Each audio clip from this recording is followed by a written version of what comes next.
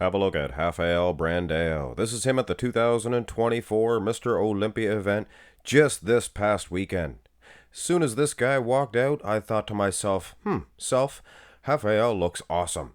He looked big, he looked full, vascular, and in shape. He got 8th. Why did Rafael Brandao only place 8th at the most prestigious event of the year, when a lot of people figured, well, he should have got better than 8th? Well, the truth of the matter is, he came back the next day for the finals. Keep in mind, guys, this is a 2-day show, and he looked tired. He looked depleted. He looked over-dieted. So, in my opinion, well, I guess it's a fact of the matter, is that he wasn't ready for the 2-day show. He looked good the first day, but the next day, he definitely did not improve. And the judges love improvement. So I thought it was actually an interesting comparison to compare Rafael Brandao's from, and I know most of you guys call him Rafael, but I believe the Brazilian pronunciation is Rafael, if I'm not mistaken. So anyway, I thought it was quite an interesting thing to show you guys that one day, people say, oh, you can't make a difference. It's hard to improve the next day, but I think it would be relatively easy. I mean, if you wanted to sabotage your physique, you could make yourself even worse the next day. So I think it's relatively easy to drop the ball. And it wasn't just Rafael Brandao. I believe Hunter Labrado is also guilty of this, probably several others. But yes, you can see an overall vascularity from the prejudging, and the finals, not so much at all. And then separation, I mean, look, even the forearms, but the separation, the triceps seem to be bulging out, biceps as well. But then you look at the wheels. Look at the size of his quad sweeps in comparison. He just did not have the energy to flex. I think he really tried to go as big as possible and then come in super peeled the next day. But it just didn't work. I think Brandao needs to be the bigger, fuller Brandao. And I hate to say it, because I would love to see this guy shredded to the diced as well. Let's go through these shots here. Front lat spread, a little less obvious, but you can see, if you take a close look, you can see striations in his chest. And the lats themselves, they are a little bit bowed out more. And you'd think his midsection would be fuller, rounder, because he's fuller in the prejudging, but it actually looks more etched out. And that just goes to show you guys, when you are carved up just perfect, and he was, when he walked out there, he was flexing hard. You know, some guys don't flex hard. He was just, as they say around my parts, he was just giving her, He was just giving her in the flexing department. So that can physically wear you out. Say, you know, I'm sure, like me, been at the nightclubs all night partying, you're probably flexing too. By the next day, you just feel all worn out. And I think that's the situation that we got going on here, if you know what I'm saying. Here is the turn to the side. Wow. I'll give him this. He has opened up a little bit more in the prejudging, and that makes his upper body appear to be bigger, but make no mistake about it, you can even see he's focused on a different angle here, the prejudging. Take a sharp look at the delts. It looks like he improved over a year or something. If you showed this and said he improved over a year, I'd be like, yeah, he looks a lot better. His arms look a lot better. And look at the wheel separation itself. It looks more conditioned. And the size of this guy's legs. Rafael Brandao. Man, he has some big wheels. I really realize that, especially from the side. And the side tricep, I don't know what he was thinking. Did he see Martin Fitzwater hitting it this way and thought, well, Martin's placing high.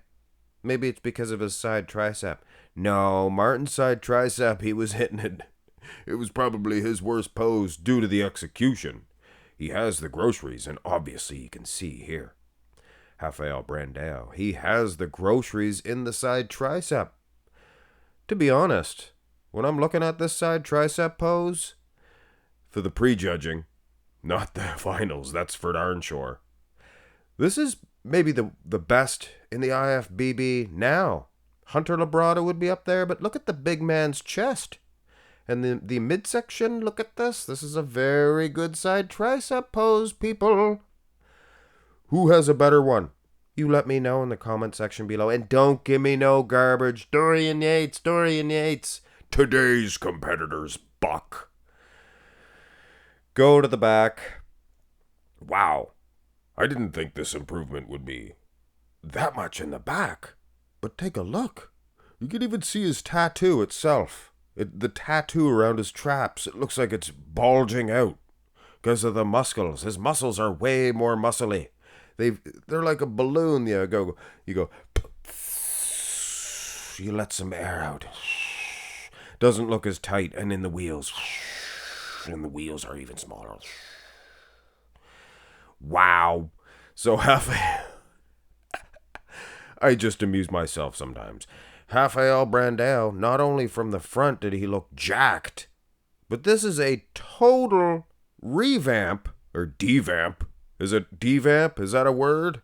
He devamped himself with one day. So if he came in as he did the prejudging and the finals, maybe even better. Hey, of course you want to be better.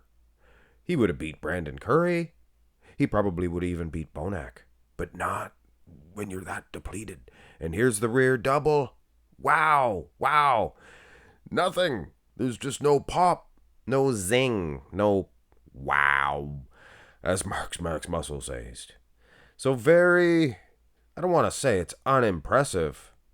I just maybe think, well, I wouldn't want to switch it the other way around. You don't want to look depleted your first day.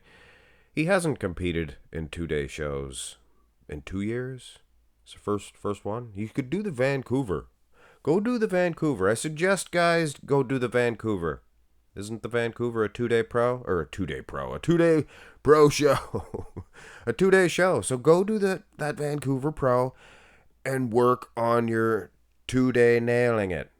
2-day nailing it, and have that song playing through your head. 2-day nailing it, bum bum bum, both days, not just one. Do do do do. Oh, are you kidding me? Lads, lattices, everybody in between, you can go over to NPC News Online right now, and check and see if I cherry-picked bad pictures for finals and good, very good, I might add, pictures for prejudging. No, I didn't. He really did look this much better. That's unbelievable. And look at his great big side saddles for quads. Very impressive. And they look like deflated balloons. With all due respect to the Brazilians, I would love to see Rafael Brandao do good on the Olympia stage. Ever since I was just knee-high to a grasshopper, I remember me and my friends, the UFC, very first ever UFC came out when we were just, I don't know how old I was, just a kid, whatever. And the winner was a Brazilian, and we all just thought, wow, these Brazilians, some of the best athletes of all time. So once Brandao, relatively speaking, Brazil is somewhat new to the bodybuilding scene.